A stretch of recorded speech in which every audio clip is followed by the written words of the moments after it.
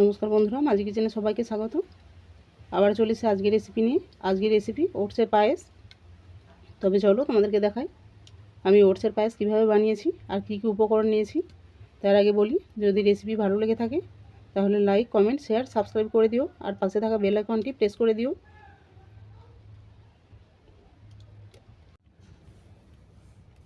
ওটসের পায়েস বানানোর জন্য আমি এখানে নিয়েছি ওটস, দুধ, কাজু, কিশমিশ, খোয়া ক্ষীর। তবে আমি আরও কিছু নিয়েছি, সেটা দেওয়ার সময় দেখাবো। প্রথমে আমি কড়ার মধ্যে দিলাম ঘি।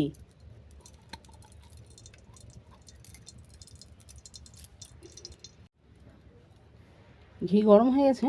এরপর কাজু আর কিশমিশ আমি আলাদা আলাদা করে ভেজে নেব। প্রথমে আমি কিশমিশ দিলাম,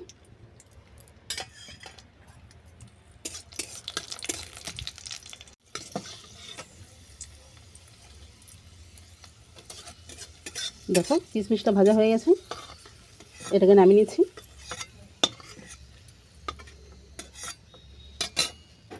এরপর দিয়ে দিলাম কাজু।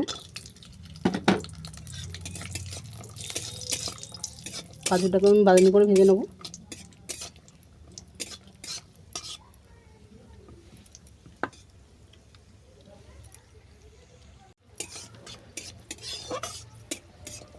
দেখো কাজুটাও আমার বাদামি করে ভাজা হয়ে গেছে, এটাকেও নামিয়ে নিচ্ছি।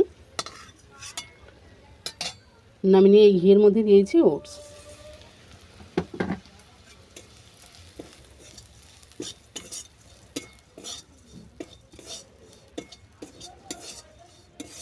ওটসটা আমি 2-3 মিনিট ধরে ভেজে নেব।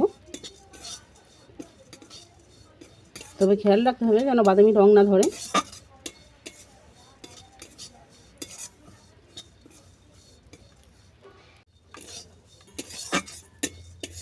ওটসটাও আমার 2-3 মিনিট ধরে ভাজা হয়ে গেছে। এরপর আমি ওটসটাকে নামিয়ে নিচ্ছি।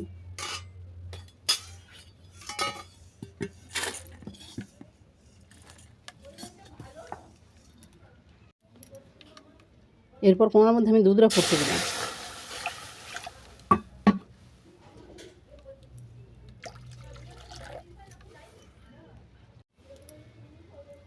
দিলাম 4 টুকরো এলাচ। এলাচটাকে আমি ফাটিয়ে নিয়েছি। দেখো দুধটা ভালো করে ফুটে গেছে। এরপর তুলে দেবো ভেজে রাখা ওটস।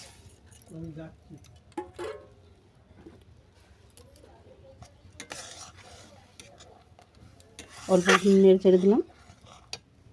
এরপর দেবো খোয়া ক্ষীর,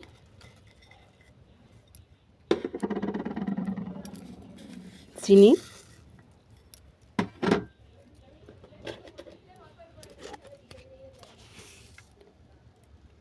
স্বাদ মতো লবণ,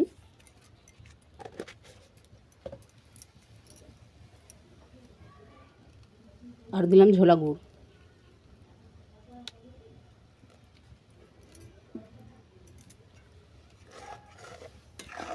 আমার কাছে গুড় কম ছিল,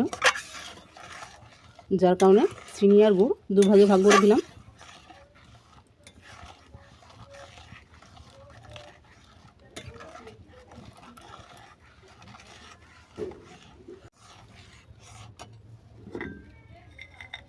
দিয়ে দিলাম ভেজে রাখা কাজু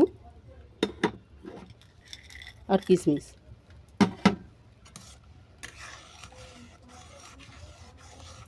এরপর ওটসটাকে আমি ভালো করে সেদ্ধ করে নেব। তবে আমি এতে খোয়া ক্ষীর দিয়েছি বলে যে তোমাদেরকে দিতে হবে তার কোনো মানে নেই। তোমার বাড়িতে যেটা থাকবে সেটা দিয়েই বানাবে, শুধু দুধ দিয়েও বানানো যায়। এই ওটসের পায়েস টেস্টও খুব ভালো হয়, বাচ্চা বড়দের জন্য তো খুবই উপকারী।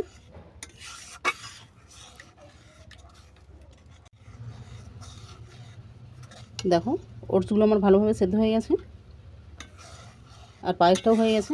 তবে পায়েসটা একটু পাতলা থাকতে নামাবো, নাহলে এটা ওটস চাপ দিতে বসে যাবে, যার কারণে অনেকটাই পাতলা থাকতে থাকতে নামিয়ে নিতে হবে।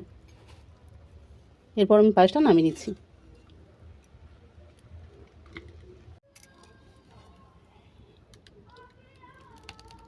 ওটসের পায়েস যদি ভালো লেগে থাকে তোমরা আমাকে কমেন্ট করে জানিও।